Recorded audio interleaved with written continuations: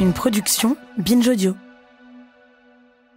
Mes très chers amis, comme nous tous, ces derniers jours, nous sommes un peu sonnés. Un peu sonnés et un peu scotchés au site d'info depuis le 24 février et l'invasion de l'Ukraine par la Russie. Je crois qu'on pensait tous un peu naïvement que la guerre de nos jours, ce serait des attaques ciblées de drones, des piratages de sites web de banques centrales, mais pas des chars et des blindés comme dans les livres d'histoire. Alors qu'en vrai, la guerre ne s'est jamais vraiment arrêtée. La France était engagée en Mali ou en Afghanistan. Mais peut-être qu'on se mettait des œillères.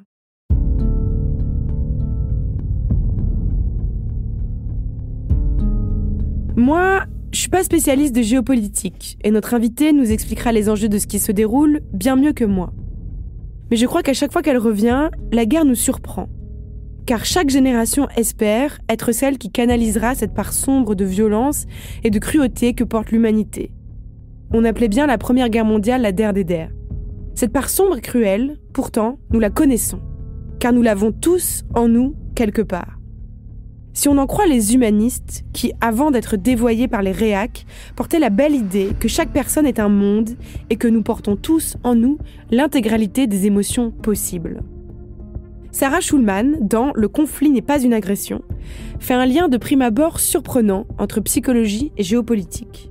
Elle écrit qu'il ne faut pas être surpris que nous soyons incapables de résoudre le conflit israélo-palestinien si nous sommes une génération d'adultes incapables de répondre au téléphone avec une personne avec qui nous sommes fâchés et que nous bloquons toute personne pas d'accord avec nous.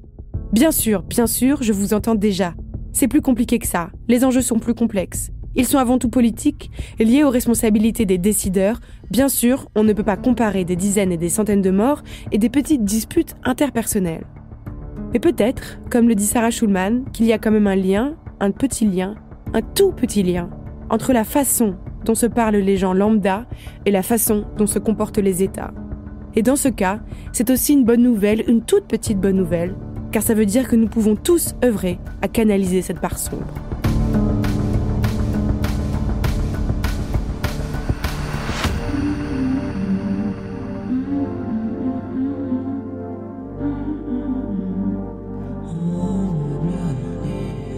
Non mais laissez-moi parler, c'est vraiment insupportable. On peut plus rien dire. Vraiment, c'est n'importe quoi. On peut plus rien dire. Et la prochaine fois, ça sera quoi? On peut plus rien dire. Qu'est-ce que c'est que ça? On peut plus rien. On peut plus rien dire. On peut plus rien dire. On va le dire quand même. Mes très chers amis, c'est un immense honneur de vous accueillir au sein de cette édition spéciale Ukraine dont on peut plus rien dire. Dans cet épisode, nous essaierons de comprendre ce qui se passe actuellement en Ukraine. Quelles seront les conséquences de cette invasion russe, s'il faut craindre une troisième guerre mondiale et si la guerre est un concept fondamentalement masculin. Avec moi, pour tenter de répondre à ces questions, j'ai la joie de recevoir Olivier Schmitt. Olivier Schmitt, vous êtes professeur de relations internationales au Centre d'études sur la guerre au Sud-Danemark et vous êtes auteur de La guerre et la paix. Alors non, c'est pas Léon Tolstoï que j'ai à côté de moi. La guerre et la paix, c'est un manuel encyclopédique et assez rare pour être souligné qui est très accessible. Un manuel sur la guerre et la paix dans notre monde. Alors, première question, Olivier Schmitt, question peut-être à la fois très simple et compliquée. Qu'est-ce qu'une guerre ? Effectivement, c'est une question à la fois simple et compliquée. Simple dans le sens où, je crois, nous avons toutes et tous des images de ce qui constitue une vraie guerre. Et probablement, dans les pays occidentaux, cet imaginaire est principalement ancré sur la Seconde Guerre mondiale. L'idée qu'il y a des, comme vous mentionnez dans l'introduction, des colonnes de chars, qu'il y a de grandes destructions, qu'il y a des volumes de feu qui sont au final assez inimaginables au réel. Donc on a cette image d'un déchaînement de violence. Ensuite, sur la définition même de la guerre, en fait, on se rend compte que c'est un objet qui est relativement difficile à définir. La littérature scientifique elle-même n'a pas forcément de consensus sur la manière d'objectiver ou de définir la guerre. Il y a, je pense, une littérature historique, par exemple en études stratégiques, qui associe fortement la guerre à la politique. Donc, c'est le lien que fait Clausewitz, la guerre est la continuation de la politique par d'autres moyens. Et on peut essayer d'identifier certains critères qui permettent de caractériser une guerre. Le premier, c'est que c'est une activité violente. Ça semble évident, mais en fait, l'idée qu'il y ait de la violence, qu'il y ait de la destruction, qu'il y ait des morts, je pense que c'est un aspect important dans ce qui permet de définir une guerre. Pourquoi ? Parce que ça permet d'éviter ce que je personnellement considère comme étant des écarts de langage qui consistent à déclarer la guerre à peu près tout et n'importe quoi. Alors ça nous fait forcément penser à deux déclarations de nos récents présidents. Macron, avant le premier confinement, qui avait dit « nous sommes en guerre », et François Hollande, qui après les attentats de 2015, avait dit aussi que nous étions en guerre. Est-ce qu'on s'est un peu dévoyé sur le sens du mot « guerre » ces dernières années ? Je pense que ça relève en fait d'une stratégie politique que dans la littérature scientifique on appelle la sécurisation, c'est-à-dire l'idée que quand on emploie un vocabulaire lié aux enjeux de sécurité, ils ont une charge émotionnelle plus forte et donc en fait ça permet aux responsables politiques de faire adopter un certain nombre de mesures qui ne seraient pas forcément adoptées en temps normal. Pourquoi ? Parce que quand on emploie le vocabulaire de guerre, il y a cette notion d'une temporalité spécifique. Il y a cette notion d'exception, en quelque sorte. La guerre, c'est un événement qui est exceptionnel.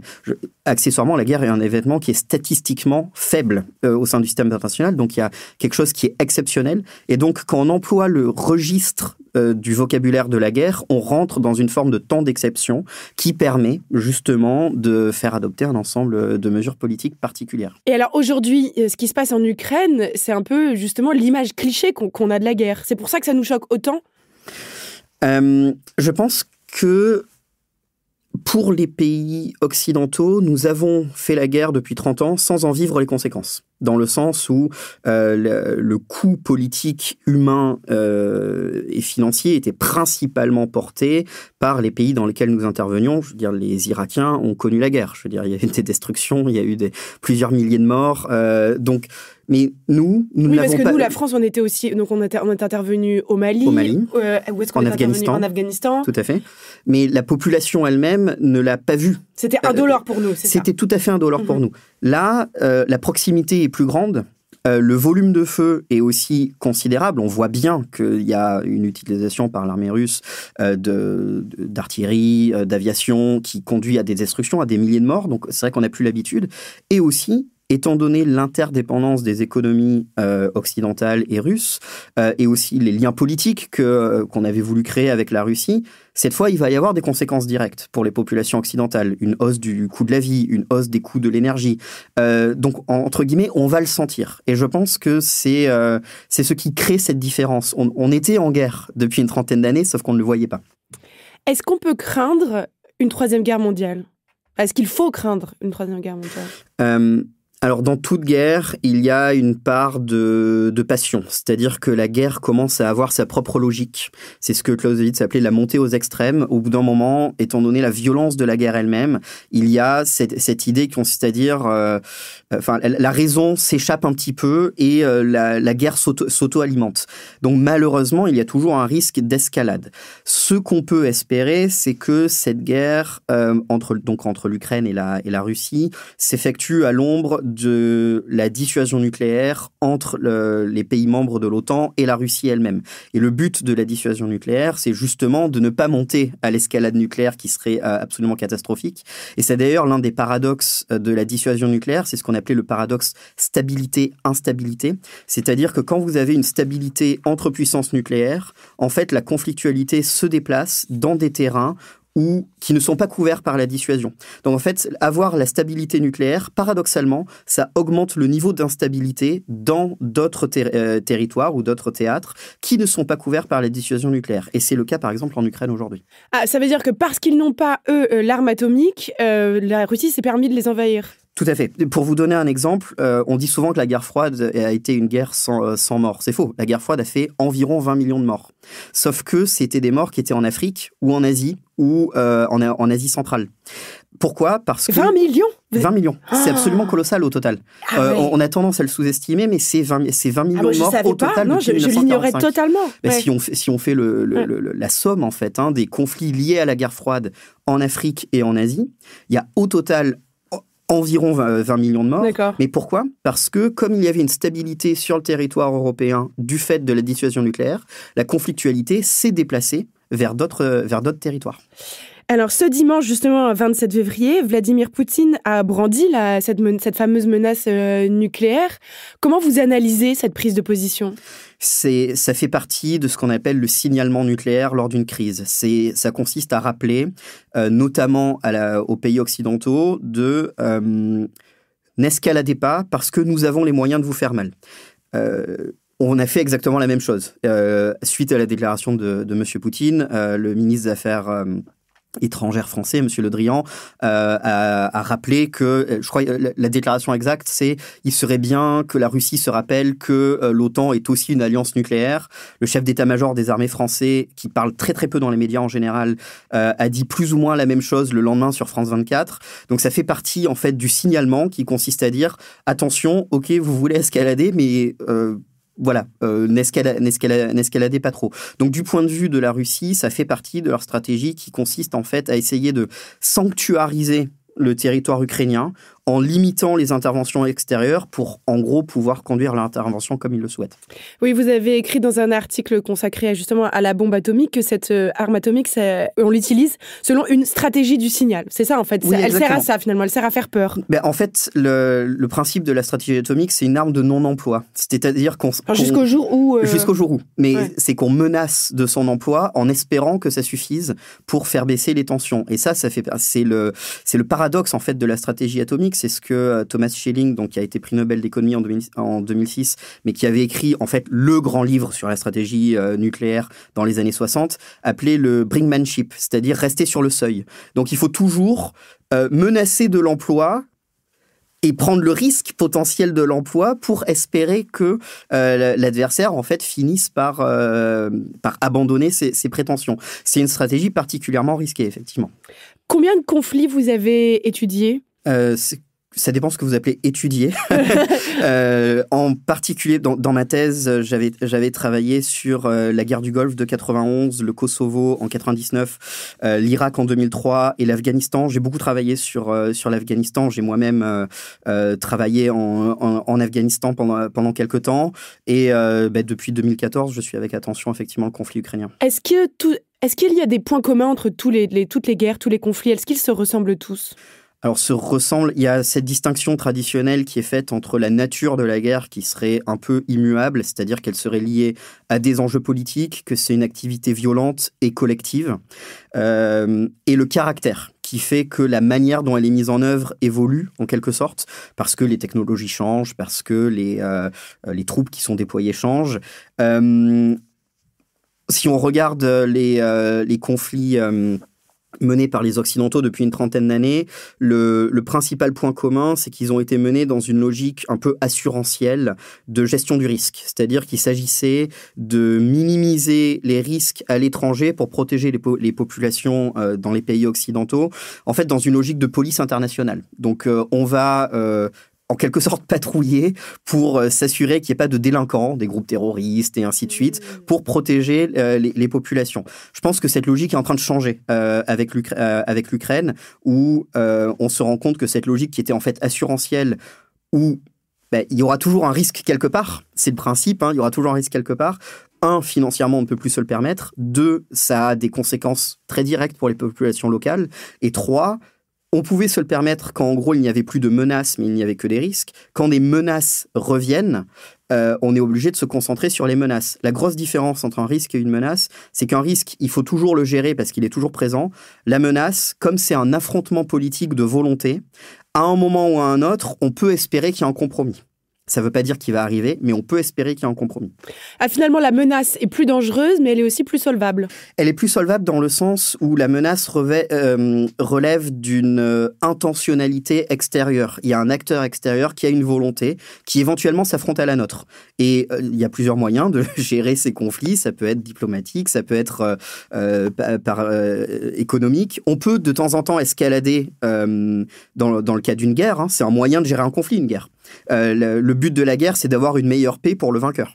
Mais au final, on peut espérer qu'il y ait un compromis qui se dégage si on réussit à trouver des surfaces de convergence politique.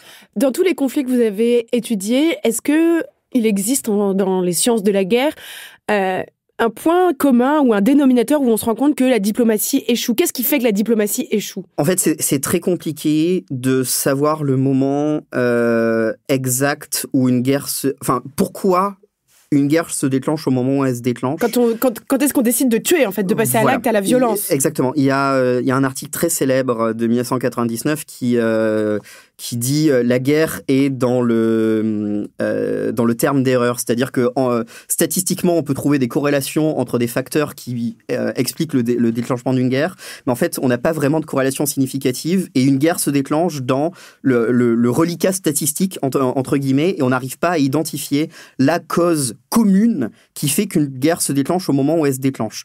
Ce qu'on peut dire, mais encore une fois, c'est pas une loi universelle, c'est qu'on observe souvent, en tout cas régulièrement, un acteur qui est convaincu, qui croit réellement que l'emploi de la force va lui permettre d'accomplir ses objectifs politiques. Il peut y croire à raison ou à tort, mais il y a cette conviction qui est que finalement la guerre va avoir moins de coûts que ce qu'on peut espérer. Et en fait, c'est un rapport coût-bénéfice qui est acceptable. Assez régulièrement, l'évaluation est fausse. Hein. Très souvent, la guerre a un coût supérieur. Mais voilà, il y a un acteur qui se dit on peut avoir un objectif politique à un coût réduit. Après, il y a aussi les cas assez particuliers des guerres civiles qui peuvent relever juste de la combinaison d'un sentiment d'humiliation, de frustration collective. Hein, c'est les travaux de Ted Gour. Et il faut une étincelle, en fait, qui va faire enflammer la frustration. Ce qu'on a vu en Tunisie, par exemple, au début du déclenchement des printemps arabes. Il y avait une large frustration répandue dans la population. En fait, il y a un événement qui cristallise. Et cet événement particulier sert de déclencheur, mais parce que les conditions étaient préexistantes. Quand est-ce qu'a réellement commencé ce conflit entre la Russie et l'Ukraine ? Je pense que il faut distinguer entre conflit et conflit armé, dans le sens où il y avait des oppositions politiques, des divergences politiques et un passage à la force. Je crois que le conflit, en fait, relève du début des années 2000, c'est-à-dire quand l'Ukraine essaye d'essayer d'identifier son modèle politique qui ne soit pas nécessairement lié à la Russie. La première révolution orange de 2004 qui voit en fait des milliers d'Ukrainiens dans la rue demander plus de démocratie, moins d'oligarques et ainsi de suite, est vue comme une première menace à Moscou, parce qu'elle est interprétée comme étant pilotée par l'étranger, ce qui n'a pas grand sens, mais c'est vu comme une menace directe à cause de ça. Et en fait, à partir de ce moment-là, à partir du moment où une partie significative de la population ukrainienne a souhaité définir sa trajectoire politique, le conflit a commencé à se cristalliser et à escalader en fait de manière violente après la révolution de 2013, donc avec l'invasion en 2014. Donc les germes du conflit étaient dans des trajectoires politiques qui commençaient à diverger, ce que la Russie n'a pas particulièrement apprécié de ce point de vue-là. Enfin, la métaphore est peut-être impropre et je m'en excuse, mais la Russie a tendance un peu à se comporter comme un ex toxique, c'est-à-dire qui refuse que son ex-partenaire puisse avoir son autonomie propre. Et d'ailleurs, il y a un langage très genré qui a été adopté par Vladimir Poutine à un moment, il y a 3 semaines, dans cette conférence de presse commune avec le président Macron, où il dit, grosso modo, hein, bon, ma belle, il va falloir que tu t'y fasses, et tu vas devoir devoir accepter ce qui va se passer, ce qui dans une société qui est elle-même très genrée, avec des violences envers les femmes et un vocabulaire qui était très spécifique et qui a très bien été compris de cette manière par tous les acteurs, y compris en Ukraine. Donc oui, je pense qu'il y a aussi on parlait d'émotion. Il y a de ça. Il y a un peu ce sentiment de se dire, en fait, l'Ukraine, ça nous appartenait, c'était à nous. Réellement, et en fait, comment ose-t-il se séparer de nous? Est-ce que celui qui attaque dans une guerre a toujours le sentiment de se défendre? Alors, Clausewitz dit que l'attaquant est toujours pacifiste. Pourquoi? Parce qu'il préfère que le défenseur ne se défende pas, et donc il va toujours prétendre qu'il fait ça pour la paix. Alors, est-ce que c'est toujours le cas? Alors, j'essaie de réfléchir à des contre-exemples, mais c'est clair qu'on ne déclenche pas une guerre si on ne perçoit pas un sentiment de menace. Ça, c'est... j'ai du mal à imaginer là, immédiatement comme ça, à penser à des exemples de guerre qui soient, j'allais dire, pour le plaisir ou pour une pure volonté de domination. Je pense qu'il y a toujours un sentiment de menace. Après... la menace, elle peut prendre plusieurs formes. Ça peut être effectivement une menace militaire identifiée. Ça peut être une menace qu'on pourrait qualifier de ontologique, c'est-à-dire la manière dont une communauté politique se définit.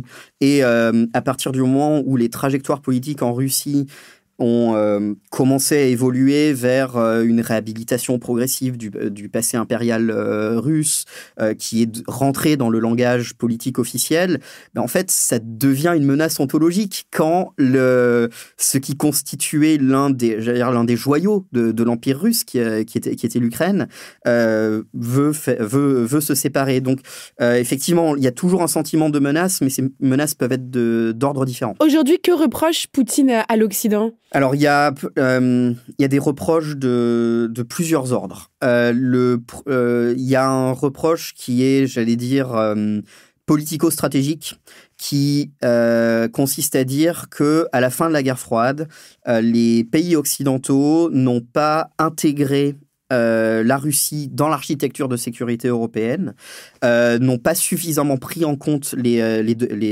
demandes russes, et donc il y a une inquiétude sécuritaire de la Russie. Il y a un deuxième volet qui est plus émotionnel en quelque sorte, et qui consiste à dire que les Occidentaux non seulement n'ont pas pris en compte les intérêts sécuritaires de la Russie, mais mènent une guerre active pour saboter les fondements de l'État russe, que ce soit en fomentant des révolutions pro-démocratiques aux marges en fait des territoires russes, que ce soit en Géorgie, que ce soit en Ukraine, ou que ce soit en conduisant des actions de sabotage ou de propagande auprès de la population russe. Et il y a un troisième registre de critique qui est un peu idéologique en quelque sorte, qui consiste à dire qu'en fait l'Occident libéral qui promeut un certain nombre de valeurs progressistes, égalité homme-femme, droits LGBT+, et ainsi de suite, en fait tout ça ce sont des menaces contre l'intégrité morale de la communauté politique russe. Donc en fait, il y a ces trois ordres de critiques, une critique politico-stratégique, une critique d'influence et de néfaste de la démocratie, et une critique morale en fait d'un Occident décadent et corrompu qui contaminerait en quelque sorte un corps politique resté pur en Russie. Vous êtes aussi l'auteur d'un article universitaire consacré ce qu'on appelle les récits politiques stratégiques. C'est ma traduction, j'espère qu'elle est juste. Depuis la première agression russe en Ukraine, du coup, en 2014. Et vous désossez la propagande russe et vous expliquez pourquoi elle a résonné avec une partie de l'extrême droite française. Et il y avait justement cette idée de morale corrompue ou de ce qu'on appelle le wokisme, enfin ce que certains appellent le wokisme. C'est en fait cette critique de cette morale corrompue, elle a été en France, directement biberonné par la propagande russe. C'est ce dont on se rend compte en vous lisant. Alors, je ne sais pas si je suis pas sûr que la critique qui est portée par certains cercles conservateurs qui fonctionnent en réseau, de ce que eux appellent le wokisme, à ma connaissance, personne ne s'auto-identifie comme woke, mais ce que eux appellent le wokisme, je suis pas sûr qu'on puisse en faire un résultat, disons une création de la propagande russe. Mais ils sont venus appuyer sur ce bouton. Voilà, exactement. Ils sont venus appuyer sur un sentiment préexistant qui existait dans certains cercles conservateurs, mais pas que français, hein, en Occident en général. Et eux ont joué sur ce côté-là en identifiant des personnes qui pouvaient faire venir dans leurs médias, hein, comme RT et Sputnik, pour amplifier le message. Mais on voit exactement la même chose avec Fox News aux États-Unis. Le Tucker Carlson, qui est en fait l'un des principaux représentants du suprémacisme blanc aujourd'hui dans les médias américains, évidemment, est vent debout contre tout ce qui relèverait de Black Lives Matter, du soi-disant wokisme et ainsi de suite, et en même temps adopte un discours où il dit explicitement, mais je vois pas pourquoi, en fait, dans la guerre russo-ukrainienne, on n'est pas du côté des Russes. Pourquoi ? Parce que les Russes, ce sont, Poutine, c'est un grand dirigeant, il est chrétien, il est blanc, pourquoi est-ce qu'on n'est pas de son côté ? Et puis c'est aussi le symbole extrême de la masculinité à l'ancienne, là, quand on le voit torse nu sur ses chevaux, c'est vraiment... il veut incarner ça de toutes ses forces. Tout à fait. Il met absolument ça en scène. C'est parce que ça résonne avec une partie des électorats. Il y a une vraie angoisse dans certains cercles de perte de virilité. Et du coup, il y a ça permet en fait de créer il existe politiquement ce sentiment parmi une partie de l'électorat, et c'est clair que la propagande russe joue sur ce sentiment préexistant. Vous écrivez dans cet article universitaire dont on parlait, pour Moscou, l'objectif de cette guerre de l'information n'est pas que les populations croient ce qui émane du Kremlin, mais qu'elles ne croient plus en rien et qu'elles remettent systématiquement en cause leurs dirigeants. Saper la confiance des sociétés afin de paralyser la décision stratégique des États. Je redis cette phrase que je trouve extrêmement forte. L'objectif de Moscou est que les populations ne croient plus en rien. Expliquez-nous. Je pense qu'en fait, ça relève un peu du sentiment, ou en tout cas de ce que j'appellerais la posture anticonformiste. En fait, quand on regarde la manière dont fonctionne une partie de l'appareil médiatique dans les pays occidentaux aujourd'hui, c'est très confortable d'être anticonformiste. Il suffit de dire non, mais je remets en cause les discours dominants, ou alors le fameux je ne fais que poser des questions. Je raconte n'importe quoi, mais je ne fais que poser des questions. Ce qui en fait permet une sorte de nivellement ou d'écrasement de ce qui relève du fait et ce qui relève de l'opinion. Je pense que c'est une tendance de fond, en fait, dans une partie de nos sociétés, parce que qui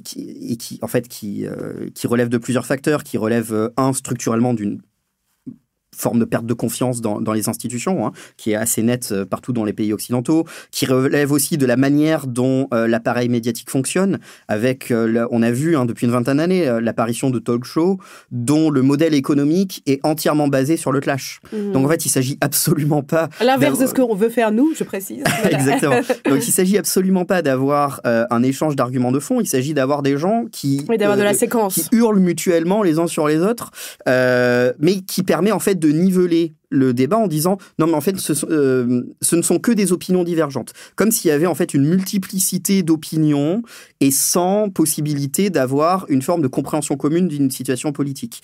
Et les médias russes jouent absolument dessus. Quand RT adopte comme slogan question more, donc questionner plus, en fait c'est juste assez, je ne fais que poser des questions, il faut toujours remettre en cause toute parole officielle, parce que toute parole officielle n'est qu'un discours parmi d'autres. Alors, et ce qui, évidemment, du point de vue d'un État adverse, est ultra commode. Parce que vous pouvez, du coup, créer des audiences qui vont systématiquement s'opposer à leur gouvernement. Si vous voulez paralyser une décision politique, c'est un excellent moyen de le faire. Et d'ailleurs, RT ne s'en cache absolument pas. Margarita Simonian, donc la directrice de RT, dans une interview de 2011, disait...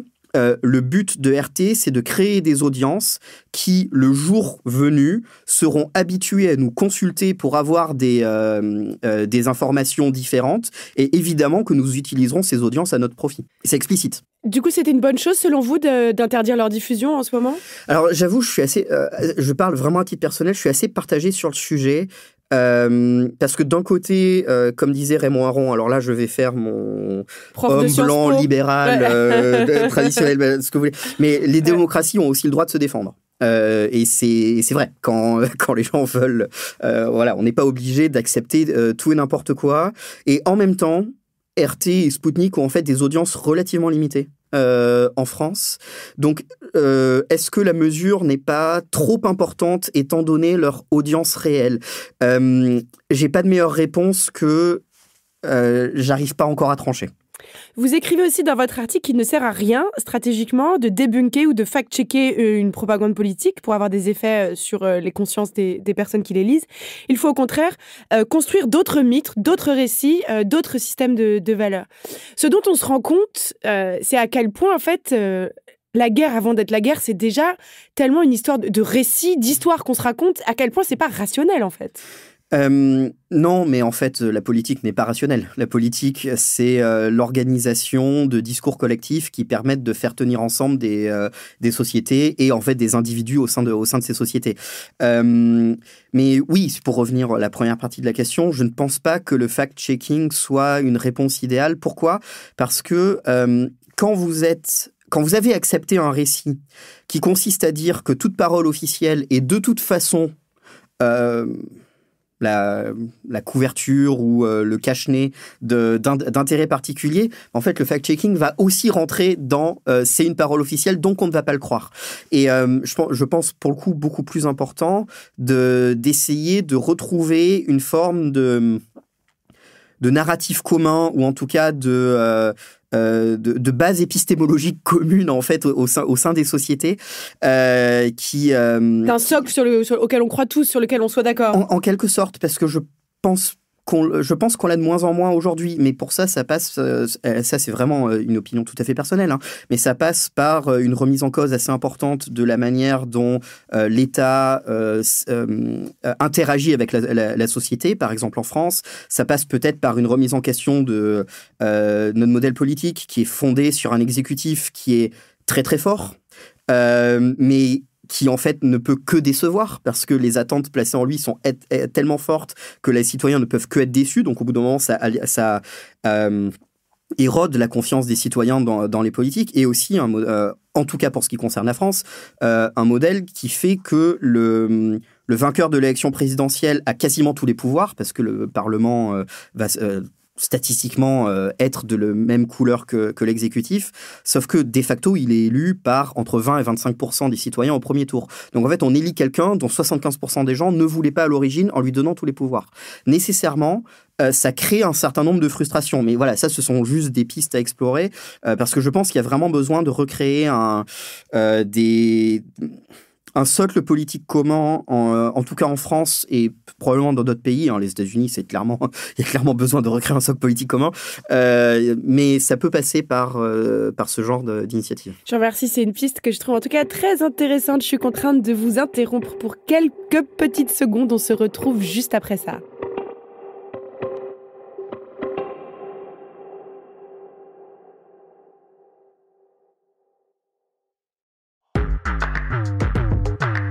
Merci d'être avec nous, c'est toujours On peut plus rien dire. Nous sommes en train d'essayer de comprendre quelque chose à ce qu'il se passe en Ukraine et d'essayer de comprendre quelles conséquences cela risque d'avoir sur nous et le reste du monde. Avec moi pour tenter de répondre à cette question, j'ai la joie de recevoir Olivier Schmitt, professeur de relations internationales au Centre d'études sur la guerre au Danemark et auteur de La guerre et la paix. Olivier Schmitt, est-ce qu'un monde sans guerre est possible ? Je vais probablement être pessimiste et négatif. J'y crois pas parce que la guerre est en fait un moyen violent de régler des différends politiques. Et que tant qu'il y aura des communautés politiques séparées et qui auront des conflits ou des divergences de vues, la guerre sera toujours un moyen de résoudre en fait ces différends. Et comme je ne crois pas à l'émergence d'une communauté politique mondiale idéologiquement unifiée, voilà, je pense pas que la guerre disparaîtra du jour au lendemain. Est-ce qu'on est trop gâté en fait en Occident ? Est-ce qu'on a oublié que la paix c'était un luxe, un état d'exception, et que la guerre est une sorte de force de gravité contre laquelle il fallait sans cesse lutter ? C'est possible parce que en fait, on a vécu une période historique qui est absolument exceptionnelle depuis la fin de la guerre froide, qui était que la grande puissance du système international et les autres puissances importantes étaient toutes dans le même camp. On était tous du côté des États-Unis. Et donc, ça a donné effectivement cette espèce de sentiment de pouvoir élargir à la fois la mondialisation économique, l'idée que la démocratie allait pouvoir s'étendre sur d'autres pays du monde. C'est d'ailleurs la raison pour la manière avec laquelle on a interagi avec la Russie et la Chine, en disant que on espérait qu'il y ait une forme de convergence politique à partir du moment où on créait des liens économiques assez forts. Et en fait, on revient à une configuration du système international où, en fait, les grandes puissances ne sont pas nécessairement dans le même camp et où il y a donc des affrontements politiques structurellement importants et avec effectivement toujours le risque de guerre comme moyen de résoudre les différends. Est-ce que c'est déjà arrivé dans l'histoire qu'un peuple en sauve un autre ? On parlait tout à l'heure des interventions en Afghanistan, au Mali, en Irak. Au final, quand on se demande aujourd'hui si elles ont vraiment servi à quelque chose, est-ce qu'on peut sauver un autre État ? En tout cas, on peut le défendre. Quand les Alliés débarquent en France en 1944, clairement, en fait, ça permet de rétablir la souveraineté française. Enfin, faut pas se mentir. Donc, oui, par des mécanismes d'alliance, historiquement, c'est arrivé. Alors, j'allais dire, est-ce que c'est la guerre ? Mais quand les États baltes recouvrent leur souveraineté au moment de l'effondrement de l'Union soviétique, ils ont aussi bénéficié du fait que les pays occidentaux n'avaient jamais reconnu l'annexion des États baltes par l'URSS. Donc ça a pris 60 ans, mais ils sont redevenus indépendants. Donc peut-être que sauver est un terme fort, mais la guerre peut servir à protéger des communautés politiques, y compris extérieures aux belligérants. Que pensez-vous du mythe du sauveur blanc qui est qui est souvent critiqué en ce moment, justement, quand on parle des interventions à l'étranger ? Cette critique, elle est trop sévère, selon vous ? C'est une bonne question. C'est une bonne question parce que, à mon avis, il faut faire la part des choses entre ce qui relève des intentions, j'allais dire des bonnes intentions, et en même temps de l'imaginaire parfois néocolonial qui a pu inspirer une partie des interventions militaires. Pour le dire très, très franchement, je pense que, par exemple, l'intervention en Afghanistan était réellement pétrie de bonnes intentions. On a, étant donné l'effort financier et humain qui a été fait, il y avait un espoir de pouvoir mettre l'Afghanistan sur une trajectoire qui bénéficierait à la plupart des Afghans et très franchement valait mieux vivre à Kaboul en 2009 qu'aujourd'hui en 2022 ou en 1999. Ça, c'est assez net.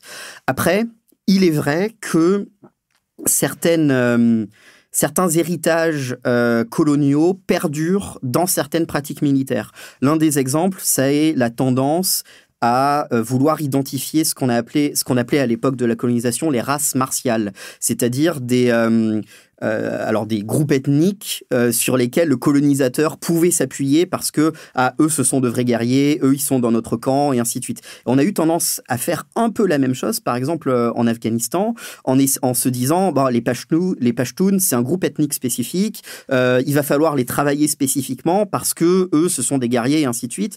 On a parfois eu tendance à faire la même chose au Mali en s'appuyant sur les Touaregs parce qu'il y a un mythe au sein de l'armée française, un mythe des Touaregs comme étant un groupe ethnique, combattant, valeureux, et ainsi de suite. Et encore une fois, ce n'est pas l'intégralité des forces armées, c'est pas ce qui explique l'intégralité de la décision, mais ce sont aussi des pratiques qui perdurent parmi la multiplicité des facteurs qui conduisent à une intervention militaire. Quand on est intervenu au Mali, il y avait un risque sécuritaire qui était évalué comme tel par les services de l'État. C'est pas par plaisir d'intervenir. Donc, tout ça se mélange, en fait, dans différentes proportions. L'idée de dire qu'effectivement, on va aider des gens. L'idée de dire qu'il y a un risque sécuritaire pour nous. Pareil pour l'Afghanistan. On est aussi intervenu parce que les talibans protégeaient Al-Qaïda. C'était aussi pour empêcher d'éventuels attentats, oui. C'est pas juste pour aider les autres, mais c'est ça. Oui, tout à fait. Il y a toujours une motivation sécuritaire. Après, je pense pas que politiquement, un État pourrait dire « je vais envoyer mes citoyens potentiellement à la mort sans aucun intérêt ». Je suis pas sûr que politiquement, un responsable politique pourrait dire ça. Est-ce que c'est vrai que seul le président possède les codes de l'arme atomique ? Alors c'est un petit peu différent au sens où la procédure est organisée de telle manière que en fait c'est un système à plusieurs clés, mais effectivement celui qui prend la décision d'utiliser l'arme atomique, ce sera le président de la République.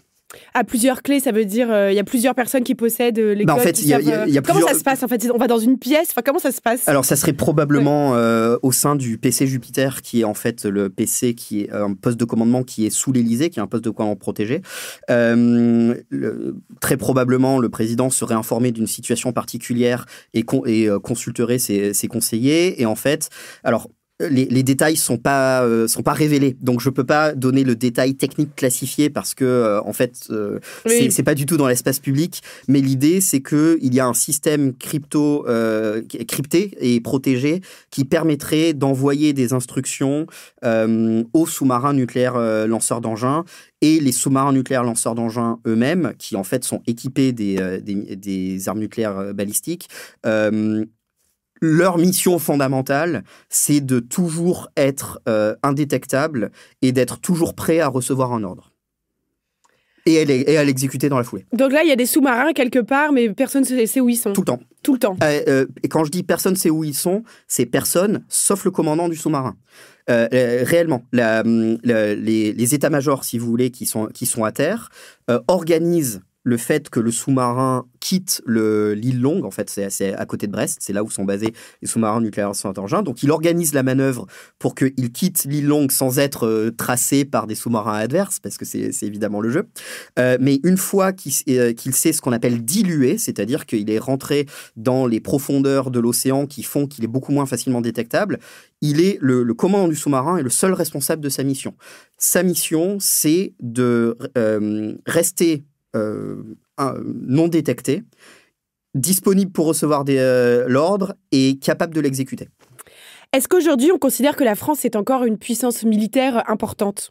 Oui, en Europe, c'est le cas pour deux raisons principales. La première, c'est évidemment la capacité de dissuasion nucléaire, qui est pas à la portée de tous les États. Ça suppose un degré de technicité qui est assez important, un degré de compétence des troupes qui est vraiment élevé. Et le deuxième, c'est l'expérience opérationnelle, acquise au cours des 20 dernières années lors de différentes interventions. Vous écrivez dans votre livre une phrase qui m'a interpellée, que je pense qu'elle est très juste et qui s'applique à plein de domaines, pas seulement d'ailleurs la puissance militaire. Vous écrivez « La puissance n'est jamais un attribut, elle est une relation ». Est-ce que vous pouvez nous en dire un peu plus ? Alors effectivement, c'est un peu, il y a toujours un peu cette tendance de dire qui est plus puissant en regardant les budgets de défense et en regardant, j'en sais rien moi, le nombre de troupes et ainsi de suite. Mais donc, en fait, il faut penser la puissance comme une interaction. C'est-à-dire que la France sera moins puissante par rapport aux États-Unis, elle sera plus puissante par rapport au Luxembourg. Voilà. Donc il faut toujours penser la puissance comme une relation dyadique en fait entre deux ou plusieurs acteurs, et sachant que je pense qu'il faut en fait distinguer entre les sources de la puissance qui peuvent être des sources économiques, des sources militaires, c'est-à-dire en fait les capacités dont on dispose, et la nature même de l'interaction. Par exemple, personne ne prendrait au sérieux la France ou les États-Unis ou n'importe quelle puissance nucléaire, si on disait nous allons utiliser l'arme nucléaire parce que nous venons de perdre un accord commercial. Ça serait pas crédible, parce que la menace serait beaucoup trop importante, serait beaucoup trop démesurée. Donc en fait, dans cette interaction spécifique-là qui serait une interaction commerciale, avoir l'arme nucléaire n'est pas une ressource de puissance supplémentaire. Dans une crise militaire majeure, avoir l'arme nucléaire est une ressource de puissance supplémentaire. Donc à chaque fois, il faut penser les acteurs en interaction eux-mêmes et la nature même de l'enjeu, en quelque sorte. Les ressources de puissance seront plus ou moins utiles en fonction du contexte. Est-ce que vous pensez qu'aujourd'hui, ce qui est en train de se passer en Ukraine, ça peut raviver le sentiment européen ? En tout cas, il y a une claire perception d'une menace commune. Je pense que quand Ursula von der Leyen a été nommée présidente de la Commission européenne, si on lui avait dit que 2 ans plus tard, elle serait à autoriser le remboursement des livraisons d'armes à un pays en guerre, elle aurait pris tout le monde pour des fous. Et je pense que n'importe qui aurait dit ça serait passé pour un fou.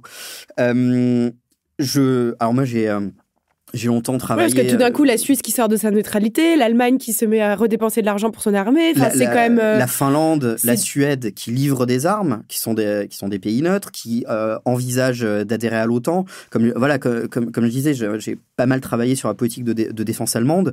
J'avoue que je ne pensais pas voir dans ma vie un chancelier SPD annoncer qu'il allait investir 100 milliards d'euros pour remettre à niveau la Bundeswehr. Donc il y a très clairement un sentiment de menace immédiate qui, aujourd'hui, peut contribuer à une forme de coopération européenne renforcée. Et aujourd'hui, finalement, ça met en difficulté cette extrême droite qui soutenait la Russie. Je pense qu'effectivement, politiquement... Parce que Zemmour et Marine Le Pen, aujourd'hui, finalement, ils sont dans une situation plus délicate. Ça les met en difficulté. Politiquement, je pense que c'est plus compliqué pour eux de justifier un certain nombre de déclarations passées. Il y a un certain nombre d'articles qui ont été publiés là, ces 2 derniers jours, justement, qui reviennent sur ces déclarations. Oui, je pense que c'est plus compliqué pour eux, oui. Ce ne sont pas les seuls, d'ailleurs. Je pense que sur le spectre gauche du spectre politique, Jean-Luc Mélenchon a un peu plus de difficulté à justifier ses positions équidistantes entre la Russie et les États-Unis. Enfin, en tout cas, qui voudraient équidistantes. Comment vous vous êtes dit, tiens, je vais passer ma vie à étudier la guerre ? C'est une bonne question, ça. Je pense que il y a un aspect où, en fait, mon grand-père était engagé volontaire en Algérie, parachutiste, et il a clairement été très, très, très, très, très marqué par le conflit émotionnellement. Donc, ce sont des choses dont on parlait absolument jamais à la maison en famille, mais par contre, il regardait beaucoup de documentaires sur Arte, sur la Seconde Guerre mondiale, sur la guerre d'Algérie notamment, et on a toujours eu beaucoup de livres à la maison sur ces questions. Donc, petit à petit, ça a titillé mon intérêt, et en fait, je pense que... ça y est, je sais en fait le moment où ça s'est passé. En fait, j'ai commencé à travailler sur fondamentalement les choses qui me font peur. Et à l'origine, je voulais faire mon mémoire de 4e année de diplôme sur les survivants des camps français, des camps allemands en France. En gros, les survivants du Struthof. Parce qu'on a aussi une histoire familiale là-dessus où une partie des frères de mon arrière-grand-père sont morts au Struthof. Et donc, du coup, je voulais m'intéresser à l'expérience des prisonniers français dans les camps allemands durant la Seconde Guerre mondiale.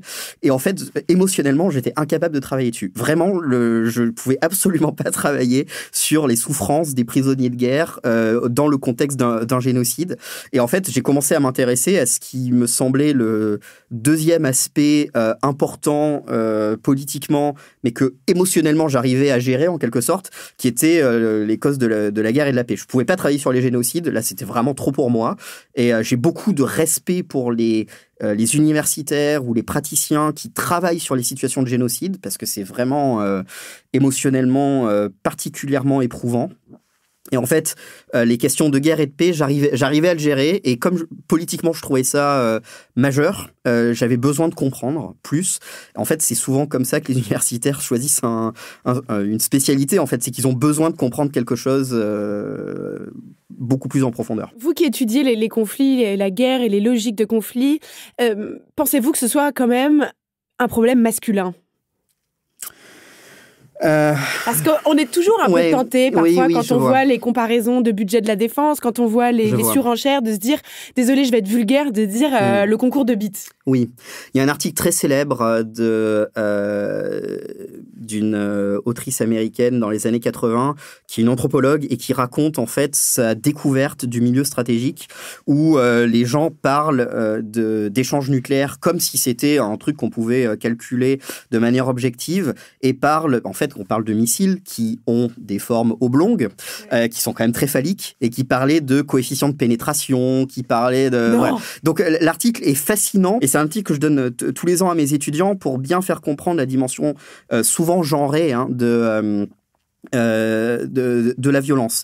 Je pense qu'il y a deux questions. Il y a à la fois, est-ce que si plus de femmes étaient en situation de responsabilité, est-ce que le monde serait plus pacifique ? Je suis partagé là-dessus parce que, comme je disais, je pense qu'en fait, des communautés politiques continueront à avoir des divergences politiques et seront tentées d'utiliser la violence pour régler leurs différends. Et on a historiquement un certain nombre d'exemples de dirigeants féminins qui n'ont aucun problème à utiliser la violence. Margaret Thatcher, Catherine II de Russie, enfin, on pourrait donner des exemples.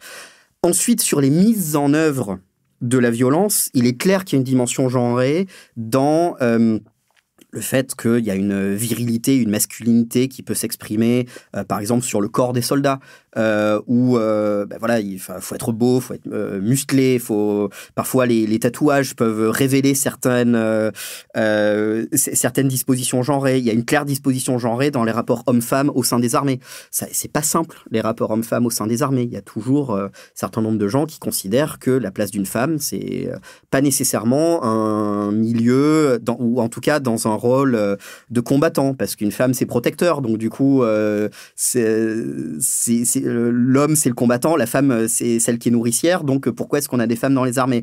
Tout ça est en train d'évoluer, mais en fonction des pays, ça reste une dimension genrée. Donc je pense qu'il faut séparer à la fois la question, j'allais dire, de la... Mais la symbolique, comme vous le disiez, là, quand on parle de coefficient de pénétration des missiles, enfin, je suis désolée, la symbolique, elle est quand même limpide. Ah oui, tout à fait. Mais c'est pour ça, je pense qu'il faut distinguer entre la possibilité de guerre, qui, à mon avis, n'est pas nécessairement genrée, oui, la violence, et la mise en œuvre. Je pense. La violence, les femmes aussi peuvent être violentes. Voilà. Et la mise en œuvre, qui est l'héritière de 4000 ans de rapports genrés. Donc, c'est clair que sur le mythe du soldat, il y a une forme de virilisme qui s'exprime plus ou moins en fonction des armées. Mais si vous regardez, par exemple, il y a une vidéo absolument collector de l'armée égyptienne où, lors d'un défilé, en fait, ils font défiler des soldats ultra baraqués, donc clairement qui font de la musculation, avec les corps huilés, muscleux, donc c'est en même temps très homo-érotique, et qui en fait doivent sauter dans des cerceaux en feu, sur le truc, ça a aucun sens militaire, mais ça met en scène une forme de virilité qui dit nous on est des bonhommes, quoi. Et là on le voit d'ailleurs. Il y a peut-être une extension de ce domaine de l'érotisme militaire où sont publiées des photos de jeunes femmes ukrainiennes hyper jeunes, hyper belles, avec des armes à la main, et des jeunes hommes qui retweetent en disant « Venez, la guerre en Ukraine, c'est ça. Enfin, si c'est ça, j'y vais. » Enfin, il y a une sexualisation un peu triviale du corps de ces soldates. C'est pas forcément une avancée. Non, bien sûr, il y a en plus, ça relève de toute une forme de sexualisation des femmes slaves dans l'imaginaire occidental. L'activation de ce cliché est toujours le même. Mais il y a, sachant que ce sont elles-mêmes des sociétés qui sont très très genrées dans les rapports hommes-femmes, mais il y a eu le même mythe autour des combattantes kurdes, qui étaient présentées comme étant, regardez, des femmes qui se battent, et en plus elles sont belles, et ainsi de suite, et qui permettaient d'évacuer complètement les rapports et le fait que en gros, les groupes kurdes sont souvent des groupes très autoritaires, idéologiquement très, très contraignants, mais en mettant en avant les femmes kurdes, en fait, ça permettait d'évacuer tout à fait l'aspect politique de ce que sont en fait des groupes autoritaires, certes résistants, mais néanmoins autoritaires kurdes. Israël fait la même chose, en mettant en avant des femmes au sein de Tsahal, mettant en avant dans sa communication de très belles Israéliennes qui portent le M16, qui sont en uniforme, pour montrer que c'est une armée inclusive qui traite de la même manière hommes et femmes. Mais effectivement, les femmes qui sont mises en avant dans la communication correspondent aux critères d'esthétique dominants. Un aspect qu'on n'a pas encore abordé, ce serait bien qu'on en discute quand même quelques minutes. Que craindre de la catastrophe climatique qui est en train de se dérouler, puisque visiblement aucun pays ne respecte ses engagements de l'accord de Paris. Donc vers laquelle on va droit devant. À votre avis, quelles seront les conséquences en termes de conflits et de sécurité ? Les principales craintes, elles sont des mouvements de déplacement forcé de population qui entraîneraient des raidissements politiques entre les États, donc potentiel risque de conflit accru, et une rivalité pour l'accès à certaines ressources, y compris par exemple des ressources en eau, qui entraînerait des tensions politiques qui pourraient dégénérer en guerre. Donc c'est clair que de ce point de vue-là... À votre avis, ce serait où ? Ça pourrait être au Moyen-Orient, ça pourrait être en Asie du Sud-Est, donc il y a un ensemble de terrains potentiels, mais qui sont sur des théâtres déjà potentiellement inflammables. Donc en fait, de ce point de vue-là, la crise climatique sert d'effet loupe ou d'effet magnifiant pour des tensions politiques préexistantes. Alors, une question qu'on essaye toujours de se poser vers la fin de notre podcast, c'est de se dire qu'est-ce que nous, on peut faire à notre petite échelle ? Est-ce que les individus peuvent avoir un impact pour éviter que les situations de conflit ne dégénèrent ? Est-ce que là, nous, on peut faire quelque chose pour la situation en Ukraine ? Qu'est-ce que vous conseilleriez ? Alors, je suis un peu mal à l'aise de conseiller de faire quelque chose à qui que ce soit, mais du point de vue les individus ont toujours un rôle, notamment en démocratie. Et c'est vrai qu'on est une démocratie imparfaite, mais je pense que ça reste probablement le moins mauvais des régimes comparé à d'autres. Il y a deux aspects. Il y a, à mon avis, un premier aspect qui consiste à intellectuellement se préparer au fait que nous avons vécu dans des sociétés d'abondance, dans des sociétés de gaspillage, et que probablement les sociétés occidentales vont être de plus en plus impactées dans notre quotidien par l'émergence de nouvelles guerres. Et ça, je pense qu'il faut qu'il y ait un effort de préparation qui consiste à accepter un degré de sobriété, accepter des contraintes sur notre capacité de consommation. Il va falloir, à mon avis, se préparer à ça. Et le deuxième aspect, évidemment, la solidarité internationale. Je veux dire, l'accueil potentiel de réfugiés ukrainiens, l'envoi de matériel médical, l'envoi de vêtements pour les réfugiés, ce sont effectivement des choses qui sont toujours utiles. Donc je pense qu'il y a ces deux aspects qui sont complémentaires. Eh bien, merci beaucoup. Alors, grand merci d'avoir été avec nous. C'était passionnant de vous écouter. Merci beaucoup, Olivier Schmitt. Merci à vous qui nous écoutez. Merci à notre chargée de production, Charlotte Bex. Merci à notre réalisatrice, Elisa Grenet. On peut plus rien dire. C'est le nouveau podcast de Binge Audio tous les vendredis sur toutes les applis. Nous, on se retrouve mardi prochain pour un petit tête-à-tête avec l'un ou l'une de nos chroniqueuses et vendredi prochain pour un nouveau débat. Et d'ici là, mes chers amis, ne l'oubliez pas, comme on l'a dit, le but de Moscou est ce que nous croyons plus en rien. Alors continuons de croire. Rien.